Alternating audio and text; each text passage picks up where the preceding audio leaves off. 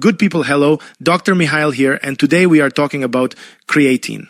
This anabolic, this steroid that inexperienced individuals tend to use nowadays at the gym to increase muscle mass, is often taken without much consideration for the potential side effects of creatine.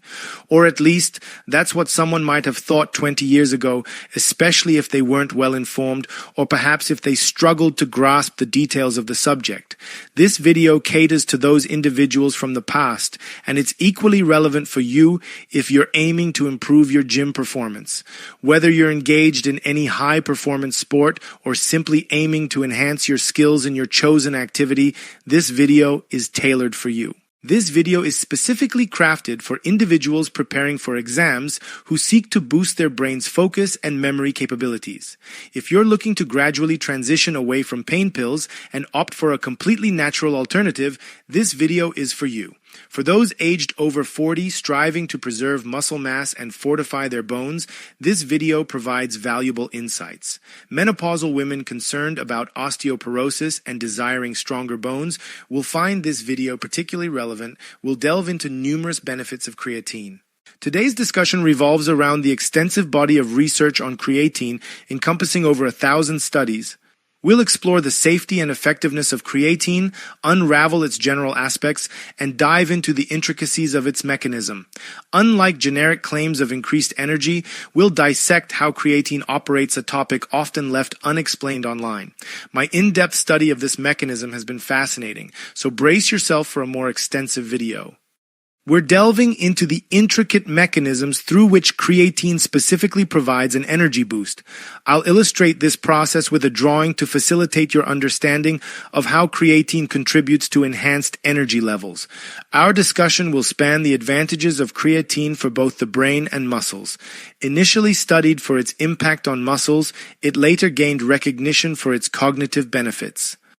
I'll guide you on the optimal amount of creatine to take, the correct methods of consumption, and common mistakes people make due to a lack of understanding of this mechanism. Additionally, we'll explore 10 benefits associated with creatine. It's crucial to note that alongside its merits, there are contraindications and instances when it might be advisable to refrain from taking creatine due to potential side effects that your doctor should be aware of. For those who prefer a more concise overview, I've included timestamps in the description. You can skip to the section that interests you the most, whether it's exploring the benefits or gaining insights into the complexities of cellular energy processes involving ATP and ADP. Let's begin by exploring the nature of creatine. Creatine is a wholly natural substance. This fact is worth sharing with anyone who cautions against introducing anything perceived as unnatural into the body, even outside the gym. In fact, you can enlighten individuals by stating that at the very moment they express such concerns, there are over 100 grams of creatine present in their bodies. Your body constantly stores about 100 grams of creatine. Moreover, this creatine is produced every day by the liver. It is made from 3 essential amino acids, and what the liver does is to produce between 1 and 2 grams of creatine depending on your weight and your needs. If your creatine needs are high, you produce specifically 2 grams of creatine per day. Moreover, creatine is obtained from food, but it is predominantly found in meat and fish. So people who are vegetarian or vegan who do not consume meat and fish may have a slight creatine deficiency, and that's why vegetarians are the ones who benefit the most in studies on creatine supplementation. So, in summary, your body has about 100 grams of creatine and it produces 2 grams daily in the liver, and 2 grams are ingested, assimilated through the food you eat. So every day you have an intake of approximately 4 grams of creatine.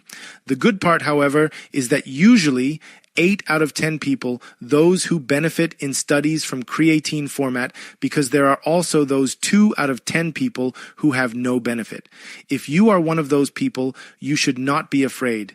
On the contrary, you should be happy that your body is genetically programmed to produce the maximum amount of creatine you need. But 8 out of 10 people do not have their cells saturated with creatine.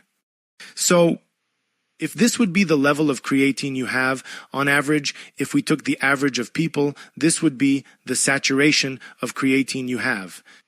And somewhere around 30% is empty. This gap can be filled by supplements.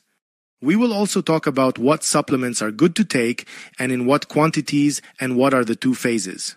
Because in creatine, there is a loading phase and there is a maintenance phase, and we will discuss both, and you will be able to decide which phase is good for you to adopt. More than that, somewhere around 90% of this creatine in the body is found in muscles, and somewhere around 10% of this creatine is found in the brain. Hence the cognitive benefits of creatine that we will get to as soon as possible. So far, we have understood that this creatine is an absolutely natural compound that your body produces and assimilates from animal foods, a compound that it uses to generate extra energy. And usually, this is where the information stops in all the video sources I searched on the internet. I want to explain now the mechanism by which creatine gives you extra energy. Here we need to understand what an ATP is. ATP is the basis of our energy. If our body had not evolved over time to produce ATP, we could not have been such complex beings that can use energy whenever needed. For example, if I want to move my hands suddenly, my body can contract because it constantly has available this ATP. Let's understand what ATP is. Let's assume this is a muscle. And this is a blood vessel. Inside our muscle, we have these structures. These structures are called mitochondria. They can be up to hundreds or even thousands in muscle cells or in neuronal cells, cells that usually use a lot of energy. These are the mitochondria in our cells. They are our energy factories. They are like hydroelectric power plants. And in fact, if you think very well about the mechanism by which they end up creating ATP, it is exactly the mechanism of a hydroelectric power plant. There are many electrons circulating from one side to the other through some turbines, and through these voltage differences between mitochondria, energy is formed in the form of ATP. But energy is basically formed in three ways. First of all, glucose that reaches the cell through the blood through a process called glycosylation, is transformed into ATP plus pyruvate. This doesn't matter, but in principle, glucose inside the cell, outside the mitochondria, in the cytoplasm, is transformed into this ATP molecule. Then pyruvate and other nutrients, fatty acids, amino acids, the same glucose can enter this mitochondria, and basically here are all kinds of electrons circulating from one side to the other, and in a glucose molecule, about 38 ATP molecules can come out from here. ATP, as I was saying, is the energy we use, and we will immediately explain how it is used. ATP is effectively a battery charged with energy that your body can use whenever it needs. It is also used at the brain level to think and to create new electron circuits and to discharge nerve impulses in the brain. ATP is used when we regenerate, for example, cells, and we we manufacture new bricks to build those cells. ATP is also used in digestion, in walking, in breathing. Any activity that happens at the level of our cells, the energy we use is stored in this battery called ATP. And basically, ATP is the storage of energy in cells. And the mitochondria, as we have seen, produces this ATP, a process called oxidative phosphorylation. But let's move away from this because this topic is not related to what we are talking about now. Now let's understand what ATP is. ATP is a molecule of adenosine triphosphate, and we need to remember this to understand the process to the end. It comes from adenine. Adenine is a base in our DNA that we use for this molecule. Triphosphate comes from 3 phosphate bonds. So this is our ATP that circulates inside the cell, which is made by glycosylation, the breakdown of glucose. It is made by this oxidative phosphorylation together with oxygen and the things we eat inside the mitochondria. And it is also made in a way that we are talking about now, because this is where creatine comes into play and we understand its function. So this adenine triphosphate, ATP, is our source of energy. Imagine that this adenine triphosphate is a spring, but it's not just any spring. It's a tension spring. So this spring, when it gets tension and it stays under tension is this adenine triphosphate. It's ATP. The moment this spring circulates, and I showed here, that glucose makes about 38 molecules of ATP, then 2 molecules of ATP are formed here through glycosylation, and we also have creatine, which we will see how it gets to ATP. Our cell is full of ATP. The moment our muscle wants to tense, it has to exchange through its membrane several electrolytes. Some electrolytes go out of the cells, others enter the cell, and this makes it possible for the muscle fiber to contract, but those electrolytes cannot circulate freely from one side to the other. It's not like in Schengen. Here is a border where the border guard checks you, and to cross this border, you need a visa. This ATP is exactly a visa that allows you to pass as an electron from one side to the other so that you can let the muscle contract, and the currency of this action is this phosphate group. Basically, when we need energy, we take this ATP, which is a tense spring, and we want to unwind it. The moment this spring unwinds, we give up this phosphate molecule, and the ATP turns into ADP, which is an adenine molecule plus 2 phosphate molecules, and this is ADP, meaning adenine diphosphate. I know it seems complicated, but I will come back to this again to understand what's happening.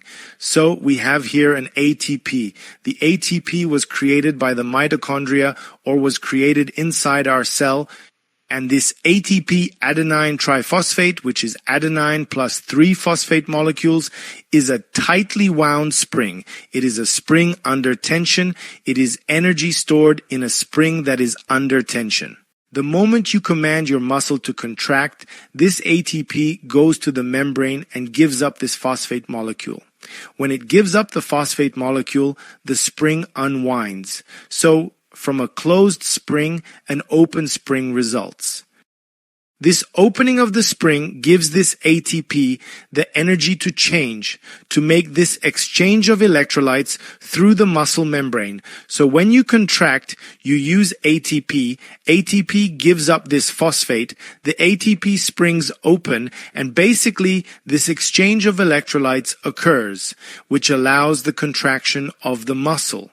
When you relax the muscle, surprisingly, you again need ATP because the contracted muscle to go to the relaxation area, it needs more energy to make the electrolyte exchanges again so the muscle can relax. So you contract it, you need energy, you relax it, you need energy. This is the reason why many trainers recommend you to hold more weight in the negative.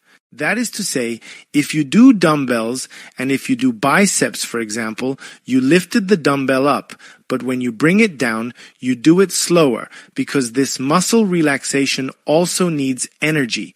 It's easier to do muscle relaxation, and basically, you train your muscle also on the negative when you let the weight down. Let's coming back. What happens? The ATP, which has 3 phosphate molecules, gives up this phosphate molecule and turns into ADP, and thus inside our cell, we start to have more ADP. So, when we walk on the street, we don't need that much energy. That ATP is basically created by the mitochondria, and we have enough energy.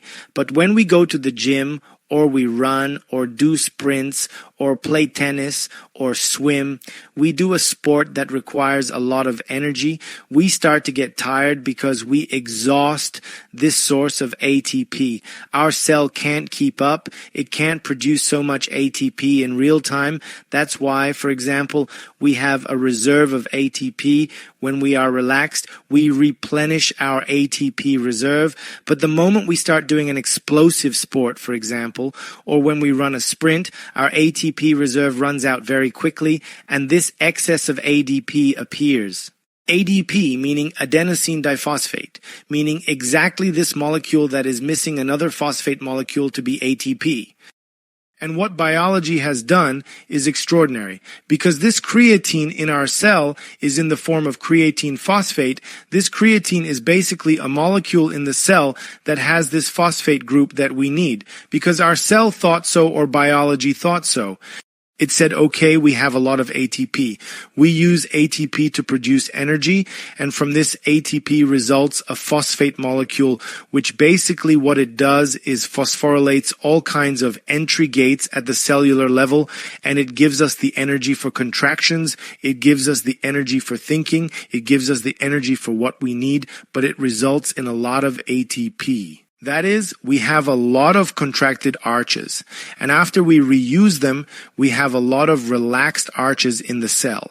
Instead of producing energy, or in addition to producing more energy in the mitochondria, that is, we make new ATP. What could we do to bring this ADP, that is, the relaxed arches, back to ATP? That is, to take and regenerate the already relaxed arches, to tense them again so that we have more energy. And here was biologically invented probably millions of years ago, this creatine phosphate. So, intramuscular creatine, or in general creatine in cells that use creatine, circulates in this form of creatine phosphate. What happens here? This molecule of creatine phosphate gives up this little piece of phosphate and basically replenishes this ADP. And this ADP turns into ATP. As simple as that. Specifically, if we go back to everything we talked about, and if you had the patience to stay until here, this creatine, what it does is to recycle the relaxed arches. That is adenine diphosphate, that is adenine which has two phosphate molecules, and charges this ADP with another phosphate molecule and converts it back into ATP. That is, adenine specifically goes to your muscles, to the arches that are relaxed, which no longer have energy, and contracts that arch again, reduces it in tension so that it is ready to explode again so that you have energy. And basically this is a way to recycle energy. Besides this mechanism of forming ATP in mitochondria, you have this mechanism to recycle ADPs and turn them into ATP. That's why, as I said earlier, if you have a reserve, let's say of 70%, that is your body's reserve, which is 100 grams of creatine. This is the creatine that circulates in your body, plus the 2 grams that the liver produces, plus the 2 grams that you ingest. It is very likely that you still have a 30% optimization space. This is the moment when creatine becomes wonderful, because in the same way you can explain the mechanism of many other supplements. But those supplements, when you take them, they do not prove efficient in studies, because most of the time those molecules are practically at an optimal level in our body. If you have an optimal level, you have maximum saturation. It's useless to take something that's good when you're at maximum, because you won't have benefits. Creatine, on the other hand, proves to be efficient because we have this 30% reserve which is not filled in our body. If you bring this 30% reserve, what will result from this is the fact that when you will do strength exercises, when you will do sprint exercises, or when you will running, you will increase your body's capacity to regenerate energy, and this will give you a small boost of energy. Recap? Maybe we'll keep this recap. Your mitochondria make ATP. ATP is made up of adenosine and 3 phosphate molecules. That's why it's called ATP.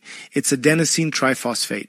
When your muscle contracts, this phosphate bond breaks, this phosphate is released, and it goes to the cell membrane and gives it energy.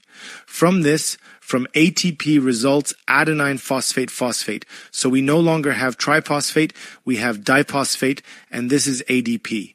This is ATP up with 3 phosphates. ADP has 2 phosphates. Creatine is creatine phosphate. It has a phosphate molecule that it gives to ADP, adds another phosphate, and from here results ATP. So creatine specifically converts used ADP, that is, already used energy, it converts it back into ATP. And this is a way in which creatine specifically helps you to have more energy. Picture the gym scenario. With each repetition, ATP is consumed. Creatine steps in, revitalizing the energy-depleted arches and assisting you in pushing through the challenging burning sensation caused by exertion and lactic acid accumulation during glycosylation. Creatine's role extends beyond mere supplementation. It acts as a cellular ally, optimizing energy usage during strenuous activities. Amid muscle burnout and depleted ATP during intense workouts, creatine emerges as a potential savior. When ATP is exhausted and your muscles are laden with acid, the need arises to convert used ADP back into ATP for a renewed burst of energy. This is where creatine supplementation comes into play. For an athlete committed to proper sleep, nutrition, and training, the impact of creatine is notable. The key differentiator lies in those crucial moments. Rather than stopping at the 8th lift, creatine can empower you to push through and achieve that 9th lift.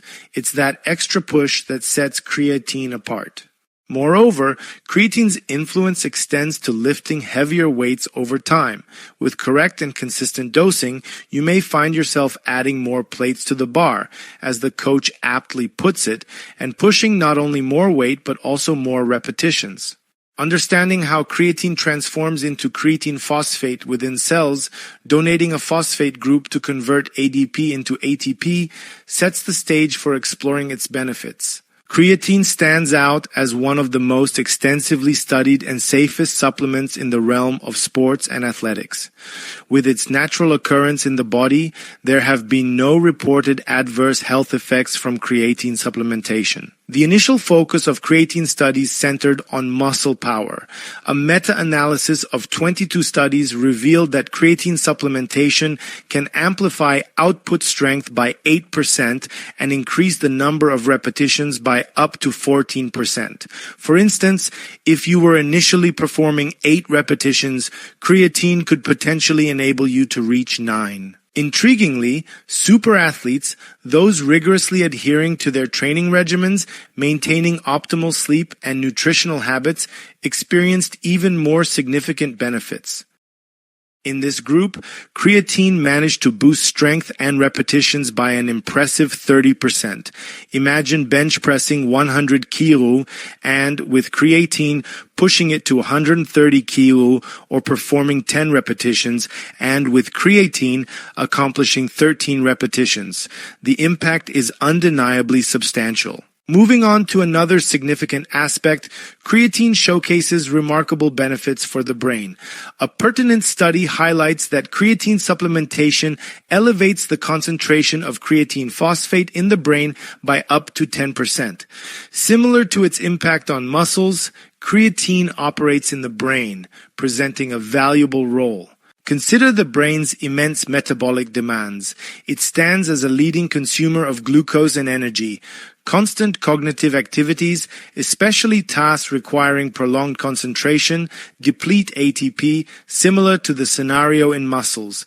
Neuronal cells in the brain, equipped with mitochondria, engage creatine phosphate to transform ADP into ATP, effectively recycling energy. Translating findings from athletic studies, it's plausible to speculate that individuals heavily reliant on cognitive work, essentially professionals engaged in intensive mental tasks, could experience a potential 30% increase in concentration, focus, and brain energy output with correct creatine supplementation. An even more compelling study demonstrates that creatine supplementation, when administered correctly, enhances memory, focus, and cognitive energy, particularly in individuals facing sleep deprivation. This underscores the potential significance of creatine supplementation for those preparing for exams or engaging in prolonged periods of mental exertion. Crucially, the loading phase of creatine is essential, typically requiring around 30 days to saturate cells optimally. This loading ensures the body is primed to benefit from enhanced concentration, focus, and cognitive energy, especially vital for individuals facing sleep deprivation. Transitioning to the practical aspects of creatine supplementation, the choice of creatine form becomes pivotal. A comprehensive study analyzing various creatine formulations found that none surpassed the efficacy of creatine monohydrate, the simplest and most cost-effective form. Amidst the myriad of options in supplement stores, creatine monohydrate remains the gold standard, delivering consistent and superior results. Considering dosage, there are two approaches.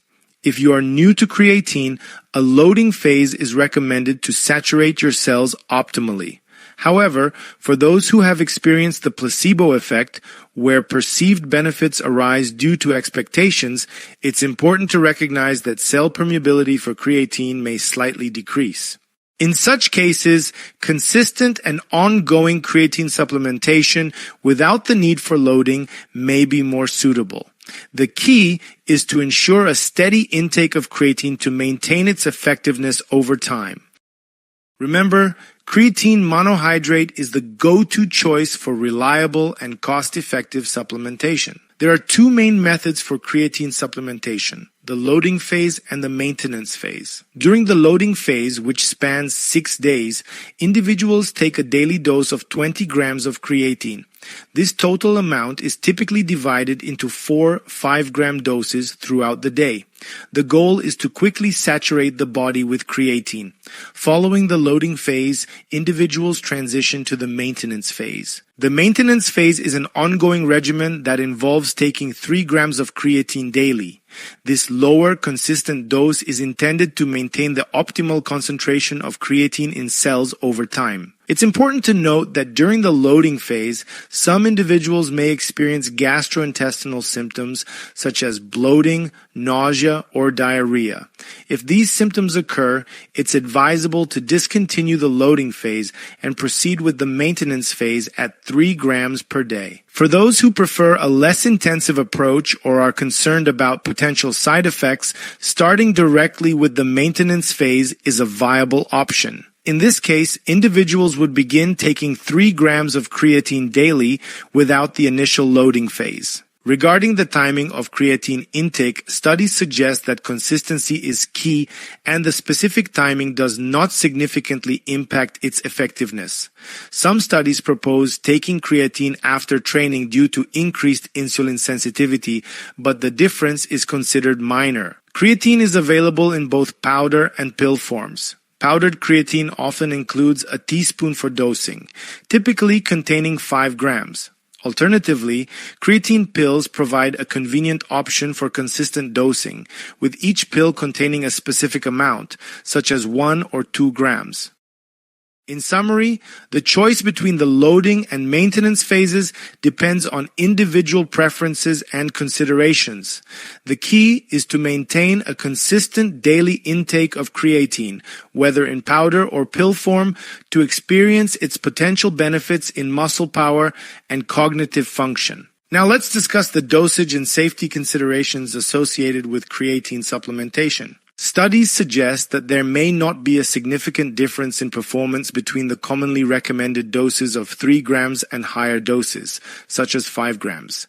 In fact, some findings indicate that the 3-gram group exhibited better performance than those taking 5 grams. Therefore, the maintenance phase of 3 grams daily might be as effective as higher doses. This finding challenges the notion that more substantial amounts necessarily yield better results, potentially allowing users to extend the duration of their supplementation by reducing their daily intake. When choosing a creatine supplement, creatine monohydrate is often recommended as the simplest, most cost-effective, and efficient form.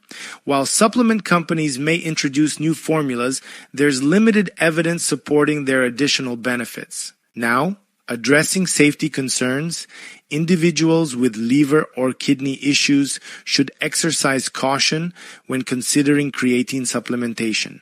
The process involving creatine and its transformation into creatinine, a blood metabolite, might impact kidney function. People with liver or kidney failure should consult with a healthcare professional before taking creatine. Creatinine levels in the blood are routinely assessed to gauge kidney function. For individuals with healthy kidneys, the increase in creatinine resulting from creatine supplementation is generally manageable, as the kidneys efficiently eliminate creatinine. However, misunderstanding this process may lead to misinterpretation by healthcare providers unfamiliar with the specific mechanisms. It's crucial to emphasize that creatine itself does not harm the kidneys. The increase in creatinine levels is a normal outcome of creatine supplementation and does not signify kidney damage. Routine tests can help establish baseline values, ensuring that any subsequent changes are accurately interpreted. For young, healthy adults without pre-existing conditions, creatine supplementation is generally considered safe. Nevertheless, individuals planning to start an exercise regimen or incorporate supplements, including creatine, should undergo routine tests before commencing. This proactive approach helps establish baseline values and ensures that any deviations from normal levels can be promptly identified and addressed. It is advisable to inform your healthcare provider about your intention to start creatine supplementation and seek their guidance based on your individual health profile. When discussing creatine supplementation with your doctor during your next visit, it's important to inform them about your creatine intake. Explain that creatine supplementation may cause a temporary increase in creatinine levels and inquire whether they recommend a pause in creatine intake prior to certain tests. This open communication ensures that your healthcare provider is aware of potential factors affecting your test results. For individuals facing ongoing health issues or undergoing constant medical assessments, taking creatine might not be necessary as it could influence kidney-related values in test results. This consideration is especially relevant for those on medications known to impact kidney function or individuals with chronic diseases. In such cases, consulting with your doctor about the appropriateness of creatine supplementation is recommended. Pregnant women, particularly in advanced stages of pregnancy, should exercise caution with creatine supplementation. Pregnancy-related changes, especially in the last trimester, may affect renal circulation, potentially influencing creatinine levels. Pregnant individuals should prioritize maintaining normal creatinine values and discuss any supplement, including creatine, with their healthcare provider. In summary, if you find yourself in a unique medical situation, such as taking medications affecting kidney function, having chronic illnesses, or being pregnant, it's advisable to approach creatine supplementation cautiously. Engage in a dialogue with your doctor to evaluate whether the specific circumstances support or contraindicate creatine supplementation. Individualized medical advice is crucial considering the diverse factors that can influence health and test results. Think of creatine as the final touch, like the perfect complement to an already well-constructed structure. It's that extra element that enhances the overall experience, but it works best when the essential elements are already in place. Imagine building a sturdy structure. You start with a solid foundation, fundamentals, follow a carefully planned blueprint, discipline in workout and diet, and ensure proper construction techniques, addressing sleep problems and overall well-being. The result is a robust structure that stands on its own. Now consider creatine as the finishing touch. It's not a substitute for the key elements, rather it adds an extra layer of enhancement when everything else is already well balanced. Just as a final touch won't save a poorly constructed structure, creatine is most effective when used to augment an already solid foundation of healthy habits and lifestyle choices. In essence, creatine is like the final touch to a well-constructed structure, bringing out the best when the basics are already in order. Creatine unfolds a spectrum of extraordinary benefits, making a compelling case for its incorporation into one's routine.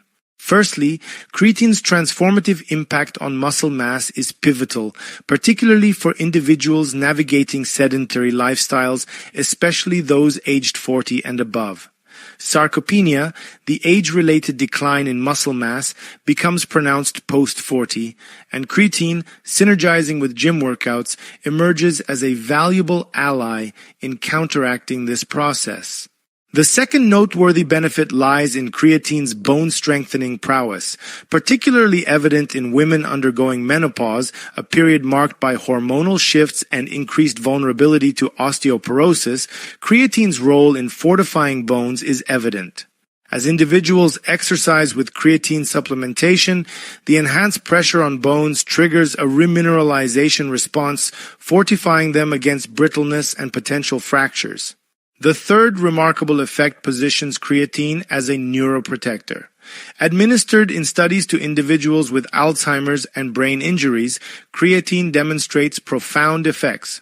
Notably, in studies with children facing concentration difficulties due to brain injuries, a daily dose of 20 grams of creatine yielded a remarkable decrease in concentration issues from 90% to 10%.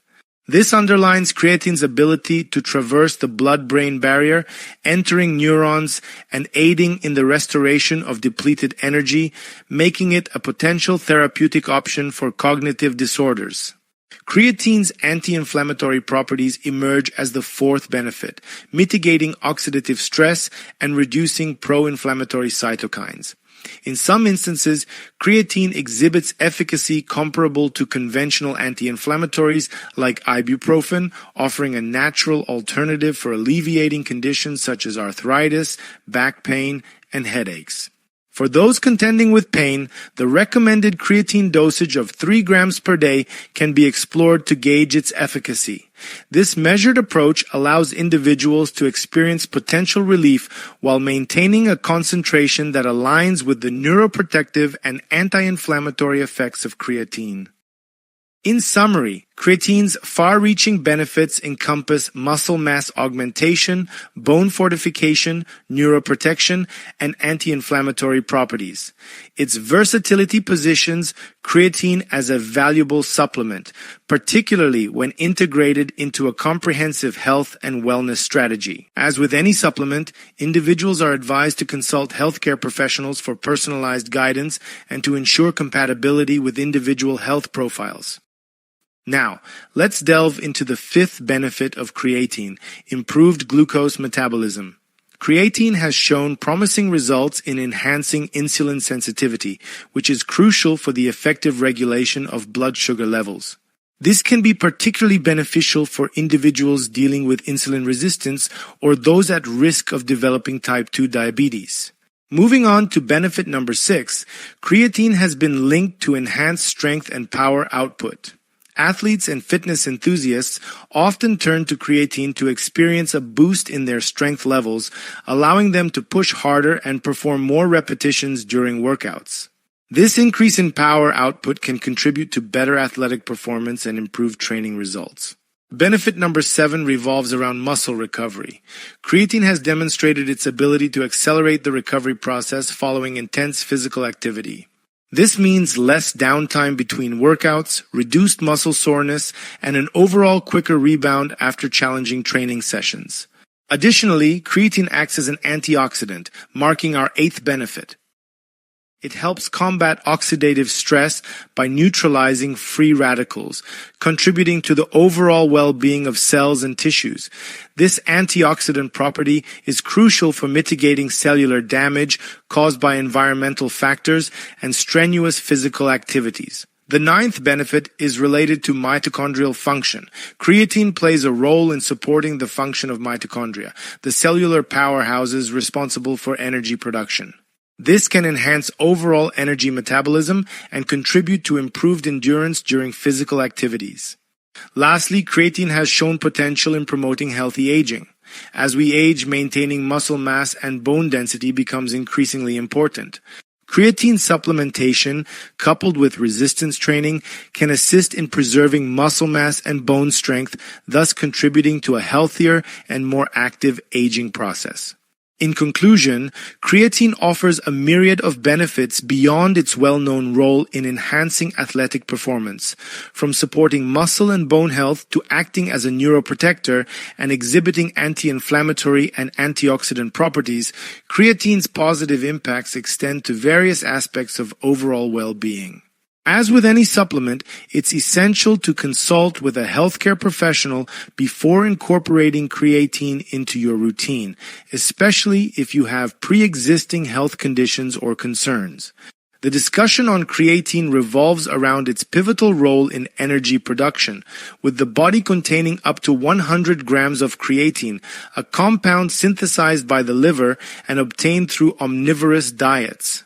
Creatine functions in the regeneration of adenosine triphosphate, ATP, a critical energy molecule. Creatine supplementation, notably in the form of creatine monohydrate, has been extensively researched and deemed safe, presenting a range of benefits.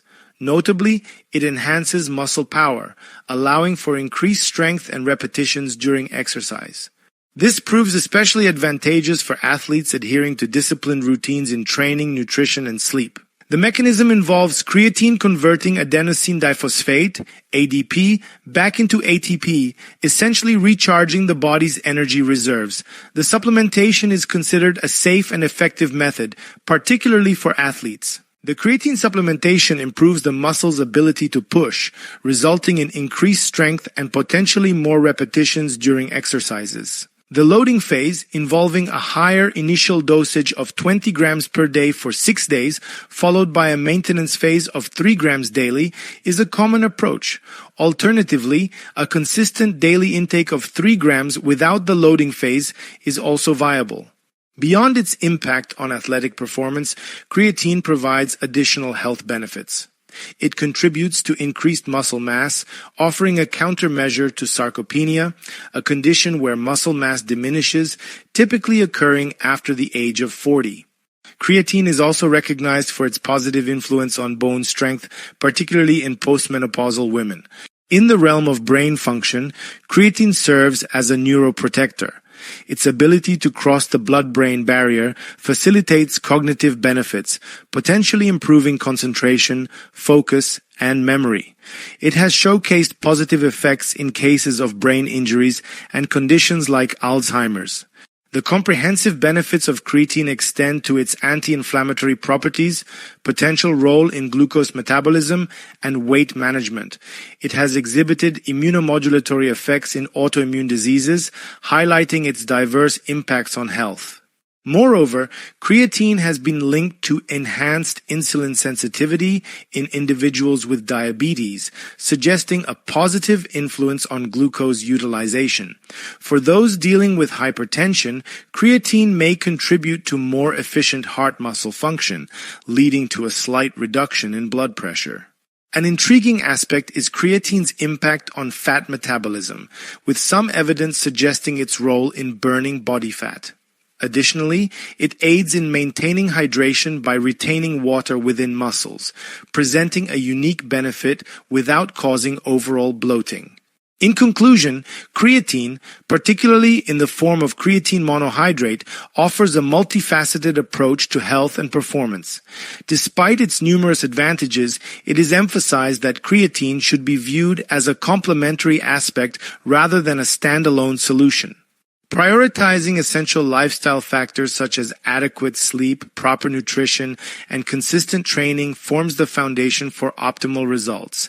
Individuals are advised to consult healthcare professionals before incorporating creatine or any other supplements into their routine.